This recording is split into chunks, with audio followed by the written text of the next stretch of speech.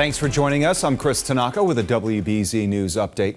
Boston City councilors are asking for community input on self-driving cars in a virtual meeting this morning.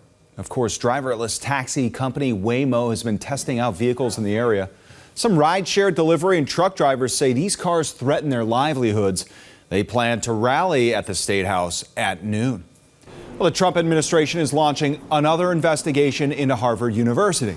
It says it'll look into whether Harvard's participation in a visa program for foreign students complies with the government's exchange visitor regulations. Harvard says the investigation violates its First Amendment rights and called it a more retaliation for not complying with the demands of the Trump administration's anti-Semitism task force. Circus Smirkus was forced to cancel last night's Wrentham show after an 18-year-old performer was injured in a fall. The circus says it's inspecting all of its equipment and will resume performances with a show in Wrentham tomorrow. And the town of Stowe is celebrating its new Dunks by temporarily changing its own name today. Here's your first look. For one day only, Stowe will be renamed Dunkin' in honor of the coffee chain. Town's been known as a Dunkin' desert since its last two locations shut down within a month of each other in 2022. People started lining up early this morning because the first 100 rewards members in line will get 100 days of free coffee. We got here at 4:30 a.m. and we're the 8th in line, so we will get the free coffee. Dunkin's, it was my first job ever, and now that I'm a teacher in Stowe, it's what I run on for Mrs. Wesley runs on Dunkin's. There you go. The new location opened this morning on Great Road.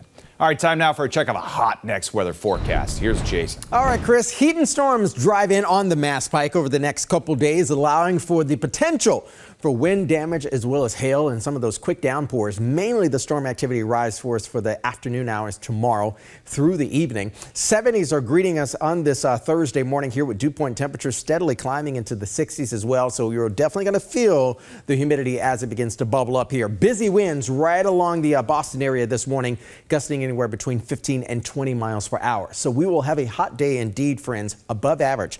Upper 80s, perhaps even low 90s, 70s and 80s for the Cape and the islands there. My major concern, at least it begins to be heat for the start of our Friday here, around 90 degrees as we sort of tiptoe towards the noon hour and look at that around 2 p.m. It feels like the low 100s along 95. We also have the risk again for storms as we move into the afternoon. That's going to be the second act for our Friday. Hail, also with damaging winds and a few heavy downpours. As of right now, we're just at a marginal risk, which is a 1 out of 5. We're also going to be challenging heat records for tomorrow as well. 94 is the forecast for Boston and 95 for Worcester. So as we move into the afternoon, Friday begins with a lot of sunshine. High noon, again expecting heat index values right around 100 degrees. Most of the clusters of storms will be riding right along the Mass Pike area and also pushing to the South Shore, Cape and the islands. So the potential for flooding will also be ramping up for Friday evening.